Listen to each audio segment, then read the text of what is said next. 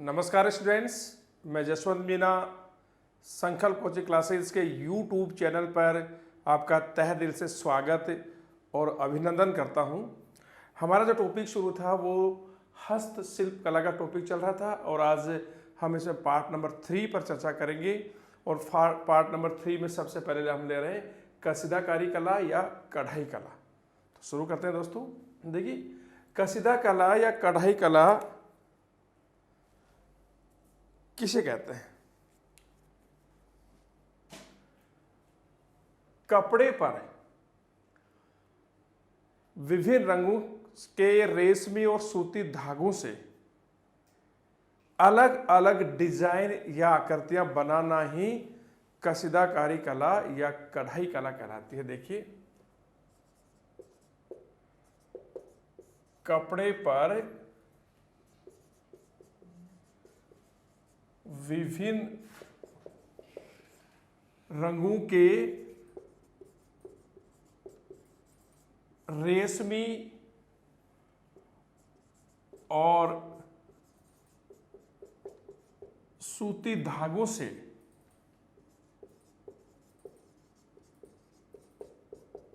अलग अलग डिजाइन बनाना क्या कहलाता है? कसीदाकारी कला या कढ़ाई कला। देखिए, कपड़े पर कैसे रंगों से? विभिन्न रंगों के रेशमी और सूती धागों से अलग अलग डिजाइन बनाना क्या कहलाता है? कसीदा कला या कढ़ाई कला। जैसे आकृतियां देखिए कौन कौन सी मुख्य रूप से मयूर, हाथी, ऊंट और कमल। इनके चित्र बनाना, इनकी आकृतियां बनाना, इनकी डिजाइन बनाना क्या कहलाती है? कसीदाकारी। विभिन्न रंगों के काले, पीले, सफेद आदि रेशमी और सूती धागों से जो ये आकृतियां बनाई जाती हैं वो क्या कहलाती है? कसीदाकारी या कढ़ाई कला कहलाती है। और इस कला के जो प्रमुख केंद्र है राजस्थान में, कसीदाकारी कला के प्रमुख केंद्र जयपुर,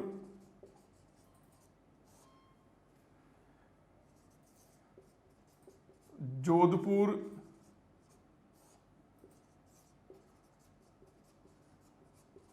अजमेर,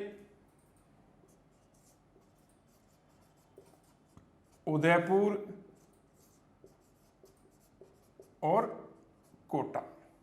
पुनः देखिए, कपड़े पर विभिन्न रंगों के रेशमी और सूती धागों से अलग अलग प्रकार की डिजाइन बनाना कसीदाकारी कला या कढ़ाई कला कहलाती है।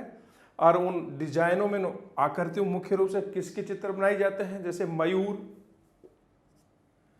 हाथी, ऊंट, कमल आदि की आकृतियां।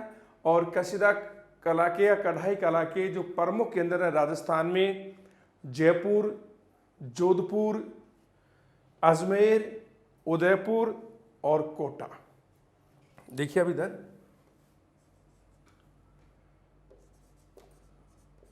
चटापटी वर्क। चटापटी वर्क क्या होता है? देखिए मेरे कि कपड़े के विभिन्न रंगों के कपड़े के छोटे छोटे टुकड़े काट कर दूसरे कपड़े पर लगा देना, वो क्या कहलाता है? चटापटी। और मुख्य रूप से चटापटी का कार्य जो जानवरों के वस्त्र होते हैं, जैसे ऊंट है, बैल है, इन पर जो वस्त्र हम इनको सजाने के लिए लगाते हैं, उनके ऊपर चटापटी का ही काम किया होता है। या जैसे हम बिछाने का कोई कालीन लेते हैं तो ऐसे करते हैं, विभिन्न रंगों के लाल, पीले, काले ऐसे छोटे छोटे टुकड़े काट करके दूसरे कपड़े पर लगा देना। और ये जैसे दर्जी जब कपड़ा सिलता है तो उसकी कतरन होती है तो वो छोटे छोटे टुकड़े होते हैं। कहने का मतलब है कि छोटे छोटे विभिन्न रंगों के टुकड़े को, कपड़े के टुकड़ों को दूसरे कपड़े पर सील देना क्या कहलाता है? चटापटी कहलाता है। और चटापटी से जो वस्त्र बनते हैं वो मुख्य रूप से जानवरों को सजाने के वस्त्र बनते हैं। देखिए, कपड़े के छोटे छोटे टुकड़ों को काट कर दूसरे कपड़े पर लगा देना क्या कहलाता है? चटापटी वर्क कहलाता है। और ये कार्य मुख्य रूप से जानवरों के कपड़ों पर किए जाता है या किया जाता है। चटापटी वर्क का राजस्थान में जो प्रमुख केंद्र है, यह चटापटी कहाँ लोकप्रिय है? शेखावाटी और ढूंढार क्षेत्र में ये बहुत लोकप्रिय है। अर्थात चटापटी का काम सबसे अधिक कहाँ होता है? शेखावाटी और ढूंढार क्षेत्र में। पुनः देखिए, कपड़े पर विभिन्न रंगों के रेशमी और सूती धागों से अलग अलग डिजाइन बनाना कसीदा कला या कढ़ाई कला कहलाता है। इसमें मुख्य रूप से जो डिजाइन या चित्र बनते हैं वो है मयूर, हाथी, ऊंट, कमल आदि के चित्र बनते हैं। और कसीदा कला के राजस्थान में जो प्रमुख केंद्र हैं जयपुर, जोधपुर, अजमेर, उदयपुर और कोटा। और इसमें हमने पहला लिया चटापटी वर्क। चटापटी वर्क क्या होता है? कपड़े के छोटे छोटे टुकड़ों को काटकर दूसरे कपड़े पर लगा देना चटापटी कहलाता है। और मुख्य रूप से ये जानवरों के कपड़ों पर किया जाता है, जैसे ऊंट है, बैल है।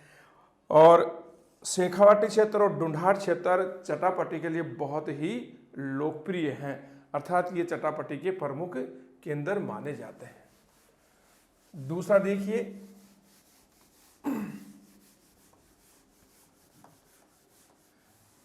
मुकेश। कसीदा कला में हम दूसरा नंबर ले रहे हैं मुकेश का।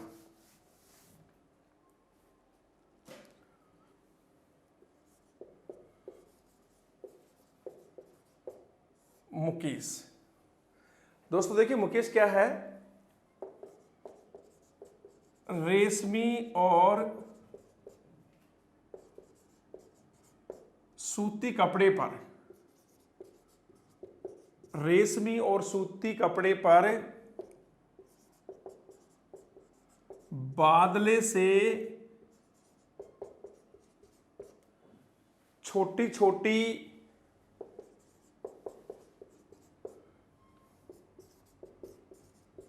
छोटी छोटी बिंदकी वाली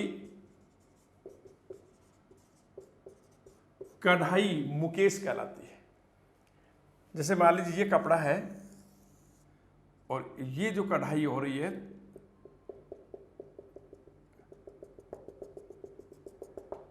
छोटी छोटी बिंदु वाली कढ़ाई, ये मुकेश कहलाती है।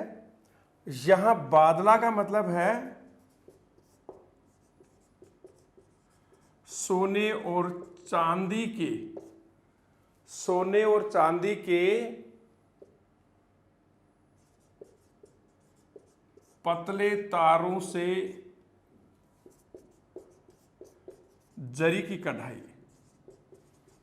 यहां बादला का अर्थ है सोने और चांदी के पतले तारों से जरी की कढ़ाई होती है। वैसे दोस्तों बादला एक बर्तन होता है जो पानी को ठंडा रखने के लिए बनाया जाता है। उसके बारे में हम विस्तार से आगे चर्चा करेंगे। तो दोबारा देखना, मुकेश क्या है? रेशमी और सूती कपड़े पर बादले से छोटी छोटी बिंदकी वाली कढ़ाई मुकेश कहलाती है। और बादला यह है सोने चांदी के पतले तारों द्वारा की जाने वाली जरी की कढ़ाई क्या कहलाता है? मुकेश कहलाता है। अगला देखिए, तीसरा है मिरर वर्क।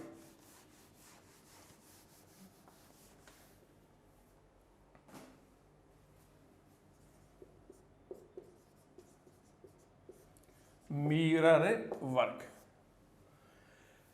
मिरर वर्क में क्या होता है? देखिए, कांच के छोटे छोटे टुकड़ों को कपड़े पर रखकर उनके चारों ओर विभिन्न रंगीन और रेशमी धागों से कढ़ाई कर देना मिरर वर्क कहलाता है। देखिए, कांच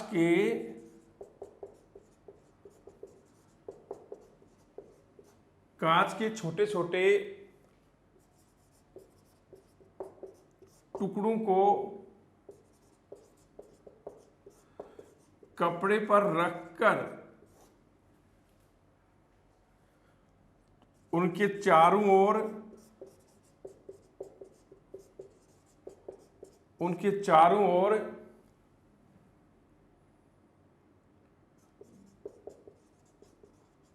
विभिन्न रंगीन और रेशमी धागों से कढ़ाई करना क्या कहलाता है? मिरर वर्क कहलाता है। दोबारा देखिए, कांच के छोटे छोटे टुकड़ों को किस पर रख करके?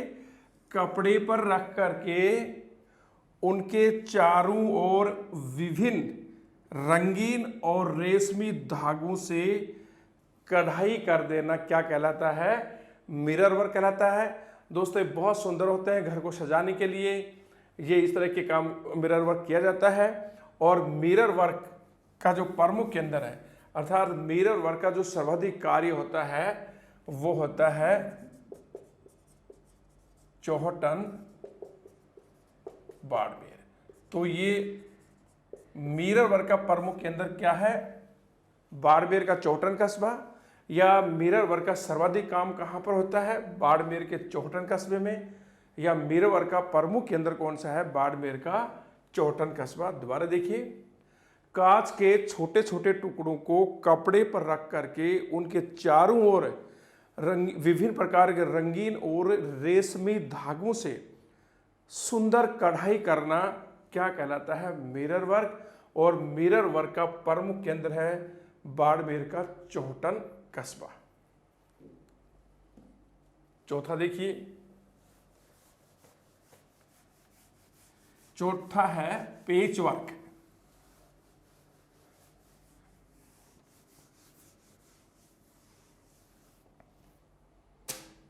कढ़ाई में चौथा ले रहे हैं हम पेच वर्क।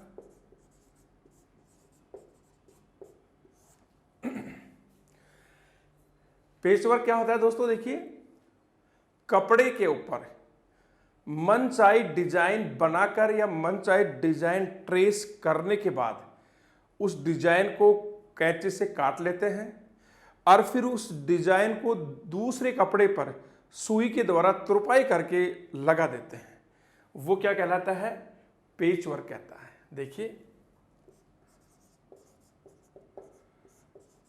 कपड़े पर मनचाही डिजाइन ट्रेस करके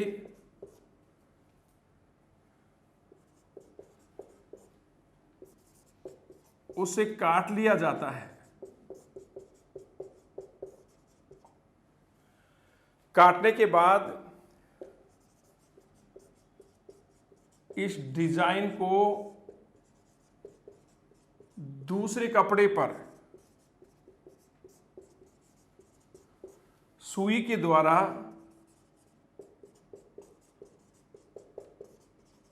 लगा दिया जाता है। यही क्या कहलाता है? पेच वर्क। दोबारा देखिए, पहले एक कपड़ा लेते हैं और उस कपड़े पर क्या करते हैं? मनचाही डिजाइन बनाते हैं या उस डिजाइन को ट्रेस कर लेते हैं। फिर इस डिजाइन को काट लेते हैं, ट्रेस करके उसे काट लिया जाता है। फिर इस डिजाइन को दूसरे कपड़े पर सुई के द्वारा तुरपाई करके सील दिया जाता है और ये डिजाइन ही पेच वर्क कहलाता है। और इसका भी प्रमुख केंद्र शेखावाटी क्षेत्र है। अर्थात हम कह सकते हैं कि पेच वर्क के लिए भी शेखावाटी कस्बा ही, शेखावाटी क्षेत्र ही लोकप्रिय है।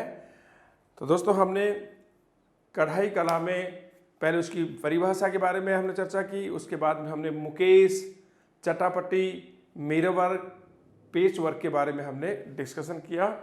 अगला देखिए, कसीदा कला में हम ले रहे हैं बहुत इंपॉर्टेंट तथ्य, और वो है कोटा डोरिया साड़ियाँ।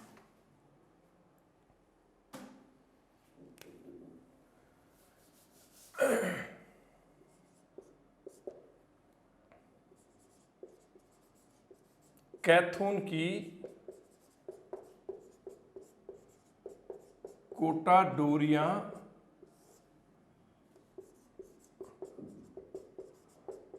साड़ियाँ। दोस्तों बहुत इंपॉर्टेंट है, ध्यान से देखना। कैथून की कोटा डोरिया साड़ियाँ,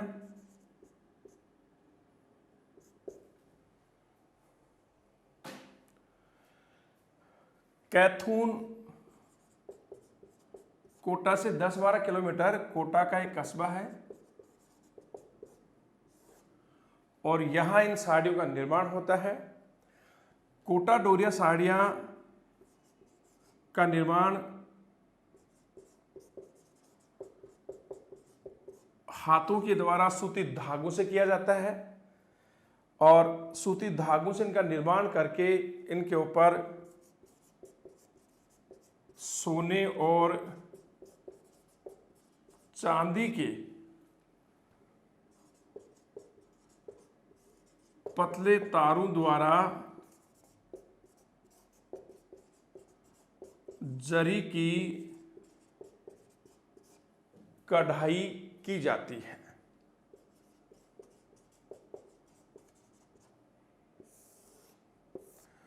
तो कोटा डोरिया साड़ियां कोटा के कैथून कस्बे की प्रसिद्ध साड़ियां हैं। ये साड़ियां मूल रूप से सूती धागों से बनाई जाती हैं। बनाने के बाद इनके ऊपर सोने और चांदी के पतले तारों द्वारा जरी की कढ़ाई की जाती है। और दोस्तों, जरी का कार्य इसमें क्या होता है कि धातु के पतले चमकदार, और धातु मुख्य रूप से क्या होती है, सोना और चांदी। धातु के पतले चमकदार तारों द्वारा की गई कसीदाकारी क्या कहलाता है, जरी का कार्य कहलाता है।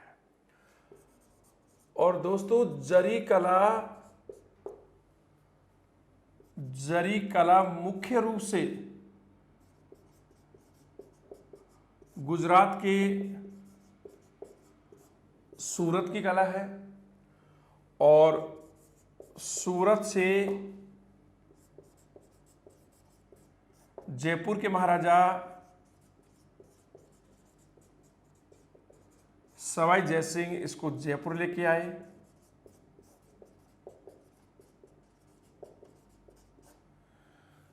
तो पुनः देखिए, कैथून की कोटा डोरिया साड़ियां कहां बनती हैं, कोटा से 10-15 किलोमीटर दूर कैथून कस्बे में। इनका निर्माण सूती धागों से किया जाता है, और इनको बनाने के बाद में इन पर सोने और चांदी के पतले तारों द्वारा जरी की कढ़ाई की जाती है।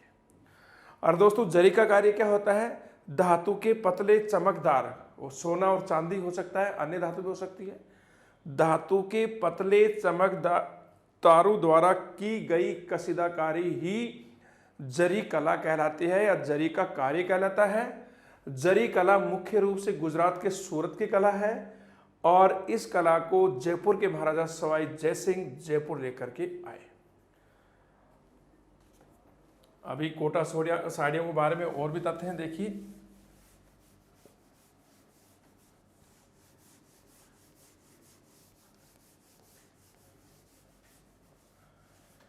कोटा के दीवान थे जालिम सिंह। कोटा के दीवान जालिम सिंह, ये कोटा के महाराव उमेद सिंह के दीवान थे। और जालिम सिंह जी दक्षिण भारत के मैसूर से कुछ बुनकरों को कोटा बुलाया था। और इन बुनकरों में से सबसे प्रसिद्ध बुनकर था महमूद मंसूरिया। और कोटा डोरिया साड़ियों को सबसे पहले इसी ने बनाया था।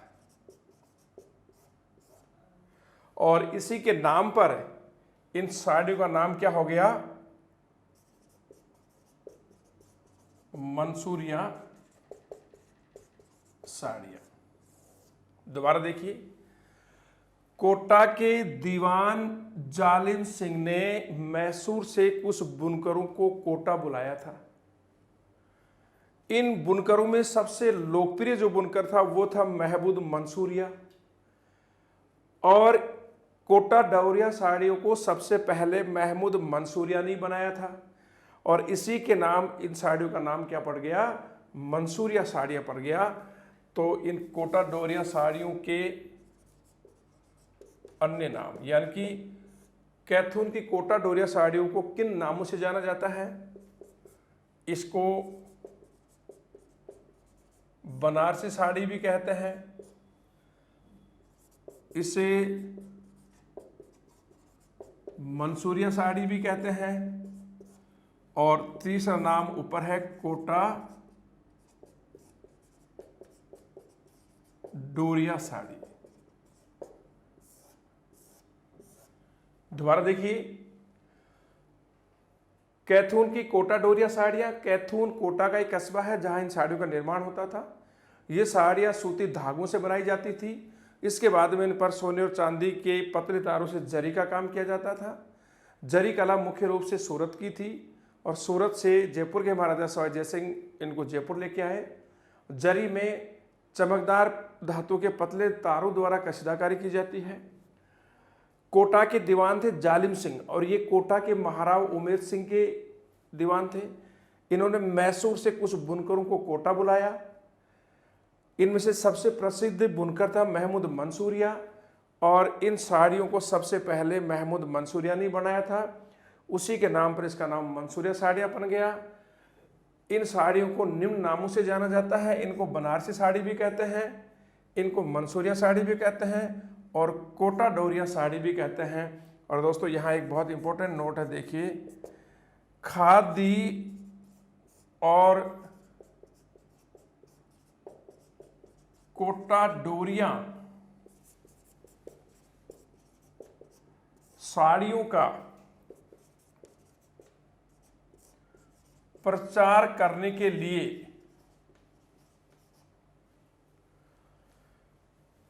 पूर्व मुख्यमंत्री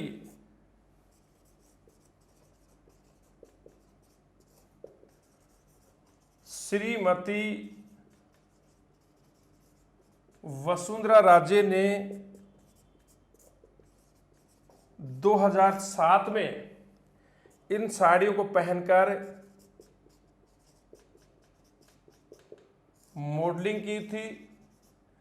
और इस मॉडलिंग के लिए वसुंधरा राजे को यूएनओ द्वारा 2007 का विमेन टुगेदर अवार्ड दिया गया। एक बार पुनः सुनिए, खादी और कोटा डोरिया साड़ियों का प्रचार करने के लिए पूर्व मुख्यमंत्री श्रीमती वसुंधरा राजे ने 2007 में इन साड़ियों को पहन करके मॉडलिंग की थी। और इस मॉडलिंग के लिए संयुक्त राष्ट्र संघ द्वारा 2007 का women together award Vasundhara Raje को ही दिया गया था। दोस्तों, हमने कोटा डोरिया साड़ी के बारे में चर्चा की। उसके बाद में देखिए एक और तथ्य है यहाँ पर, ज़ैनब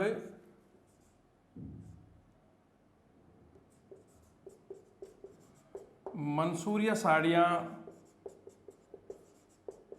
ज़ैनब मंसूरिया साड़ियाँ 12 के मांगरोल कस्बे की प्रसिद्ध है।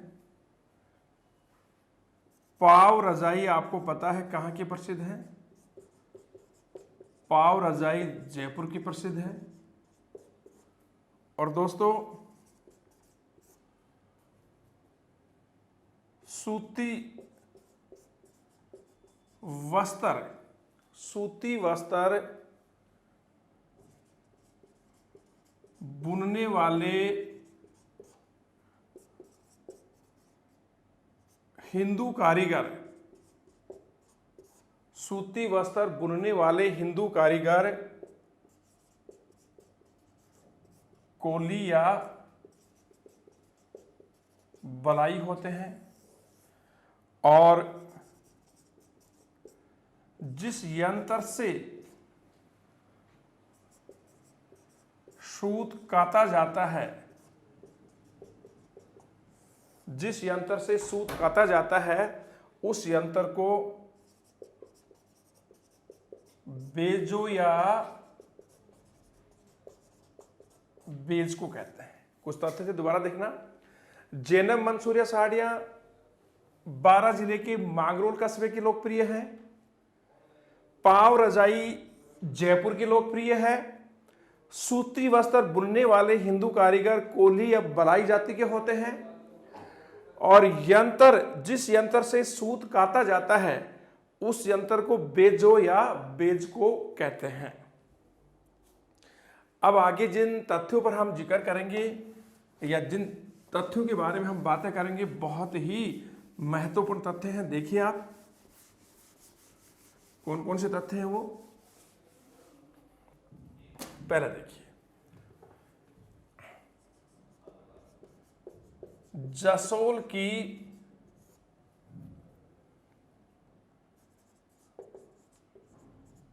जटपट्टी, जसोल की जटपट्टी दोस्तों, जसोल बाड़मेर का कस्बा है और यहां की जटपट्टी बहुत लोकप्रिय है। ये जटपट्टी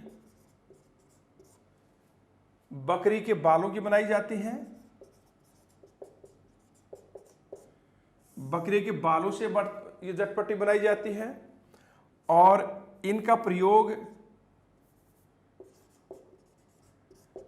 पानी के जहाज में या पानी के जहाजों में कालीन के रूप में किया जाता है। तो दोस्तों बहुत बार क्वेश्चन आ गया कि जसोल की जटपट्टी जो जसोल में बनाई जाती हैं वो किस जिले में है? बाड़मेर जिले में है। ये जटपट्टी बकरी के बालों की बनाई जाती है और इनका प्रयोग पानी के जहाजों में कालीन के रूप में किया जाता है, बिछाने के रूप में। तो जसोल की जटपट्टी बहुत लोकप्रिय है। जसोल बाड़मेर का कस्बा है। दूसरा देखिए, दरी एवं गलीचा उद्योग।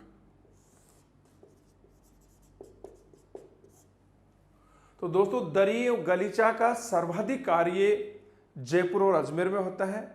और यदि पूरे राजस्थान की बात करें तो दरी एवं गलीचा उद्योग का प्रमुख केंद्र जयपुर है। तो देखिए, दरी एवं गलीचे का सर्वाधिक कार्य क्रमशः जयपुर और अजमेर। लेकिन इन दोनों में भी यदि बात करें हम तो जयपुर का गलीचा उद्योग बहुत प्रसिद्ध है। दोबारा देखिए, बाड़मेर के जसोल कस्बे की जटपट्टी बहुत फेमस है। ये जटपट्टी बकरी के बालों की बनाई जाती हैं और इन जटपट्टियों का प्रयोग पानी के जहाजों में कालीन बिछाने के रूप में किया जाता है। दूसरा हमने लिया दरी एवं गलीचा उद्योग। तो दोस्तों राजस्थान में दरी एवं गलीचे का सर्वाधिक कार्य क्रम से जयपुर और अजमेर में होता है, और पूरे राजस्थान में जयपुर का गलीचा उद्योग बहुत प्रसिद्ध है, अर्थात गलीचे उद्योग का प्रमुख केंद्र कौन सा है? जयपुर। तीसरा देखिए,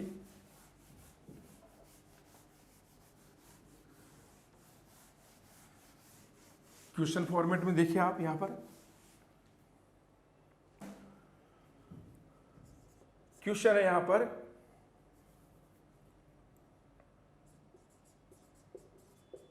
लवाना गांव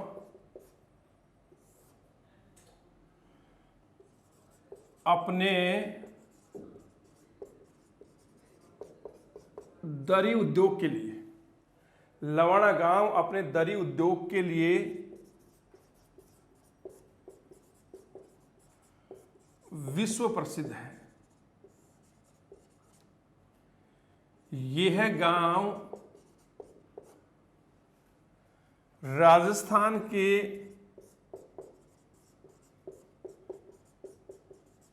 किस जिले में है? ऑप्शन दूंगा मैं आपको। लवाना गांव अपने दरी उद्योग के लिए विश्व प्रसिद्ध है। ये गांव राजस्थान के किस जिले में है? देखिए option A Dausa, B Jaipur, C Ajmer, D Nagaur. तो लवाना गांव जो अपने दरी उद्योग के लिए बहुत प्रसिद्ध है, ये गांव राजस्थान के किस जिले में है? दौसा जिले में है, या जयपुर जिले में है, या अजमेर में, या फिर नागौर में? तो दोस्तों आपका उत्तर होगा दौसा जिले में।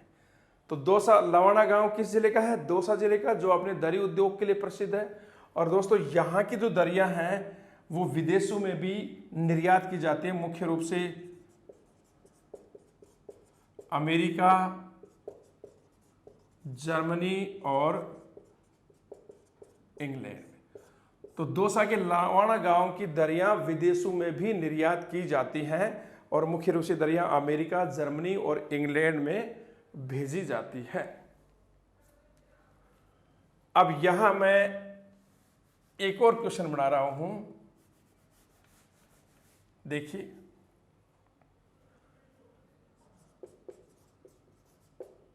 टांकला गांव, ध्यान से देखना, गांव बदल गया है, पहले लवाना गांव था। टांकला गांव भी अपने दरी उद्योग के लिए विश्व प्रसिद्ध है। ये गांव राजस्थान के किस जिले में है? ऑप्शन आपके सामने वही है, इन्हीं ऑप्शनों में से आपका उत्तर है। क्या ये गांव भी दौसा में है, या फिर जयपुर में है, या फिर अजमेर में है, या फिर नागौर में है? तो टांकला गांव अपने दरी उद्योग के लिए यह भी विश्व प्रसिद्ध है। ये गांव राजस्थान के किस जिले में है? तो दोस्तों आपकी बार आपका उत्तर आएगा नागौर में। और यहां से भी बनी जो मजबूत दरियां हैं वो विदेशों में निर्यात की जाती है। तो टांकला गांव कहां पर है? नागौर में। यहां भी बहुत मजबूत दरियों का निर्माण होता है, विश्व प्रसिद्ध गांव है ये भी। और यहां से भी जो दरिया बनती हैं वो विदेशों में निर्यात की जाती है। एक और क्वेश्चन देखिए यहां पर,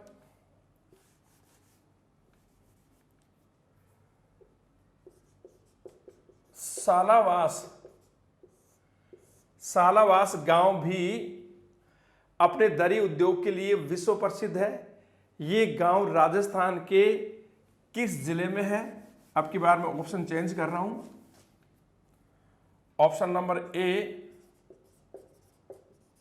Bikaner, B Alwar, C Jodhpur, D Nagaur.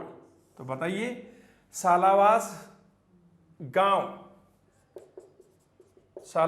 अपनी दरी उद्योग के लिए विश्व प्रसिद्ध है। ये गांव राजस्थान के किस जिले में है? बीकानेर में है, या अलवर में है, या जोधपुर में है, या नागौर में? तो अब की बार आपका उत्तर आएगा जोधपुर। और दोस्तों यहां पर रेशमी, सूती और ऊनी दरियों का निर्माण होता है। ठीक है दोस्तों, अगला देखिए, तथ्य बहुत इंपॉर्टेंट।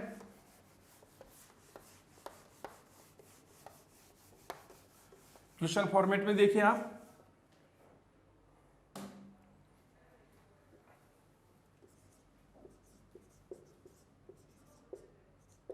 टेरिकॉट खादी के लिए, टेरिकॉट खादी के लिए निम्न में से कौन सा कस्बा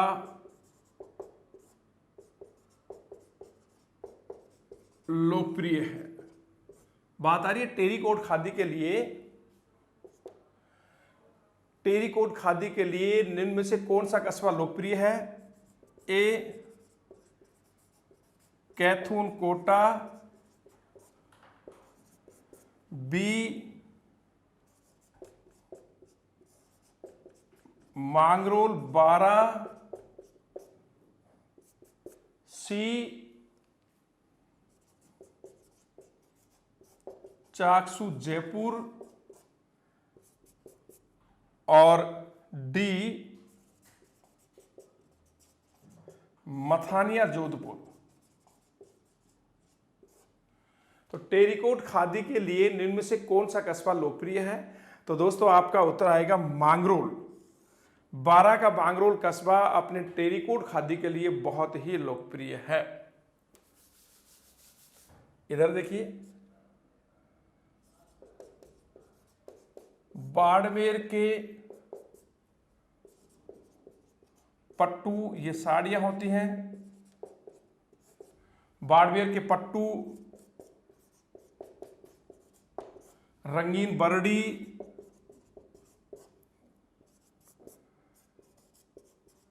लेडीज शॉल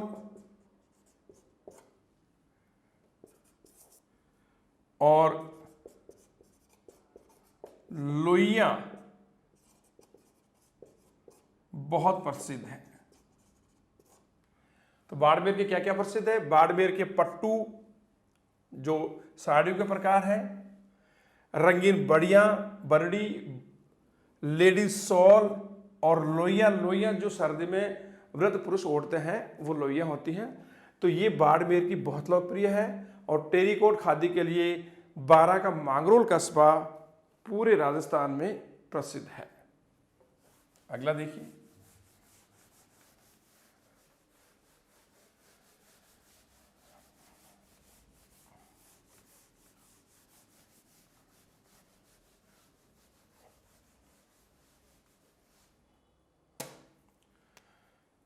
क्वेश्चन अगला,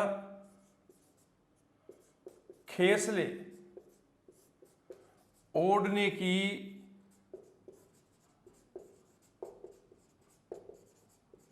मोटी चद्दर। देखिए, खेसले कहां के लोकप्रिय हैं और क्या होते हैं खेसले? ओढ़ने की मोटी चद्दर, जो सर्दी में हमारे जो दादा है, वृद्ध पुरुष हैं, जो मोटा कपड़ा ओढ़ते हैं, वो क्या कहलाता है? खेसला। तो खेसले कहां के लोकप्रिय हैं? जालोर, दूसरा ऑप्शन है नागौर, तीसरा ऑप्शन है जोधपुर और चौथा ऑप्शन है जयपुर। बताइए खेसले कहां के लोकप्रिय हैं? और खेसले क्या होते हैं? ओढ़ने की, सर्दी में ओढ़ने की मोटी जो चादर होती है वो खेसला कहलाती है।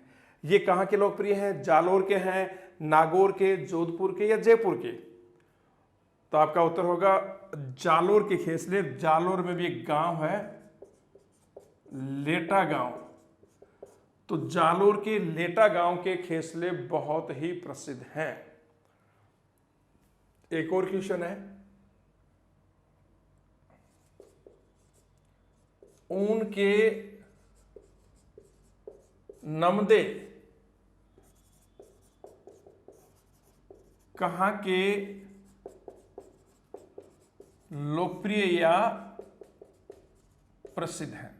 क्वेश्चन है ऊन के नब्दे कहाँ के लोकप्रिय हैं या प्रसिद्ध हैं। Option A Tonk, option B Bikaner, option C Jaipur, option D Tonk एवं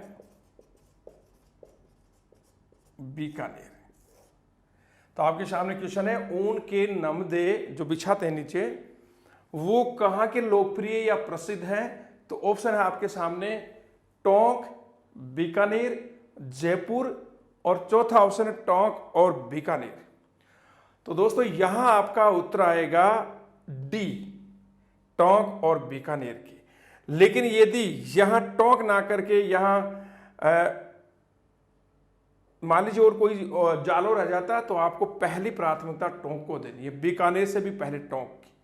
तो ऊन के नब्दे सबसे ज्यादा तो टोंक के प्रसिद्ध हैं, लेकिन टोंक के बाद में बीकानेर के नब्दे भी बहुत लोकप्रिय हैं। तो यहां आपका आंसर आएगा टोंक एवं बीकानेर दोनों के नमदे बहुत ही लोकप्रिय हैं। अगला देखिए,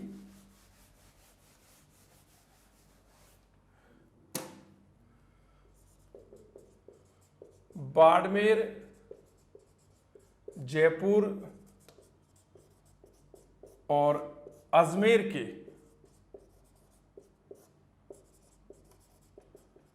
ऊनी कम्बल बहुत लोकप्रिय है। तो बाड़मेर, जयपुर और अजमेर के ऊनी कम्बल बहुत ही लोकप्रिय हैं। और दोस्तों अगली जो कंसेप्ट है वो बहुत इंपॉर्टेंट है, ध्यान से देखना। क्या है वो है बाखल।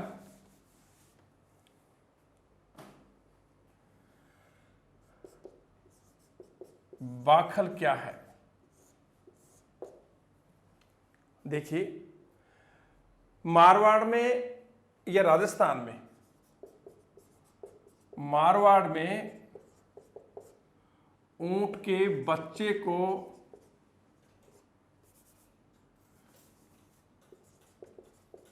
ऊंट के बच्चे या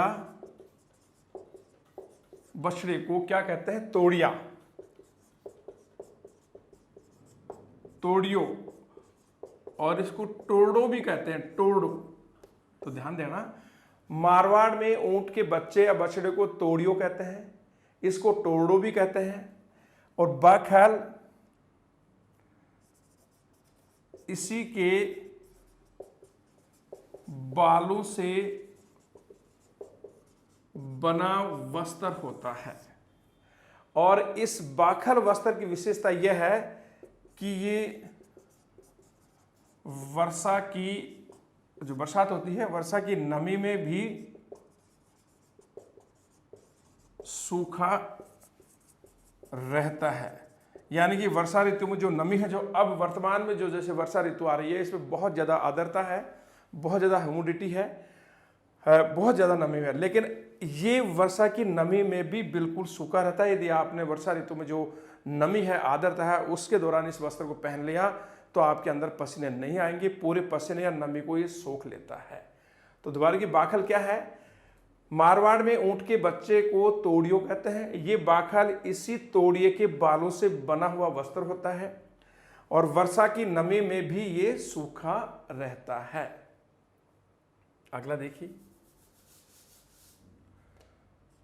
ध्यान से देखना, जैसलमेर की जरीदार साड़ियां, जैसलमेर की जरीदार साड़ियां नाथद्वारा राजसमंद में है। नाथद्वारा की छपी हुई साड़ियां, जैसलमेर की जरीदार साड़ियां, नाथद्वारा की छपी हुई साड़ियां,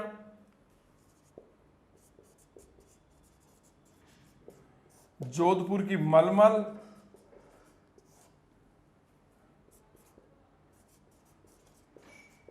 सवाई माधोपुर की सूट की साड़ियां, ये काले मोटे लट्ठे से बनाई जाती हैं। जोबनेर, और जोबनेर कहां पर? जयपुर में। जोबनेर की फूल पत्ती वाली साड़ियां, और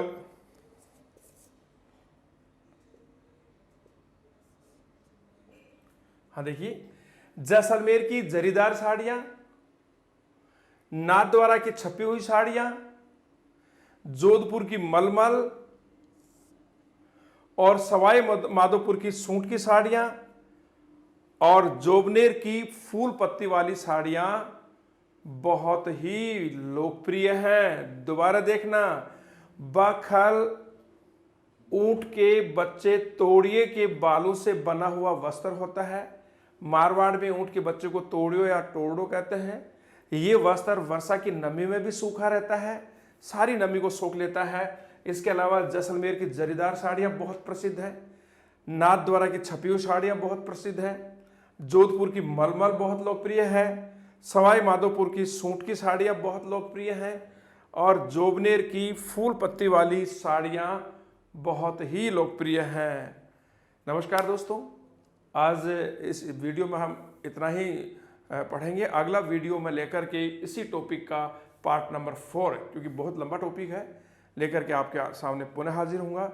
दोस्तों, जो भी कोई आपको सुझाव देने हैं आप कमेंट बॉक्स में लिखिए, वीडियो को लाइक कीजिए, सब्सक्राइब कीजिए और ज़्यादा से ज़्यादा शेयर कीजिए, ताकि जो गांव में और स्टूडेंट्स हैं उन तक भी ये वीडियो पहुंच सके। धन्यवाद।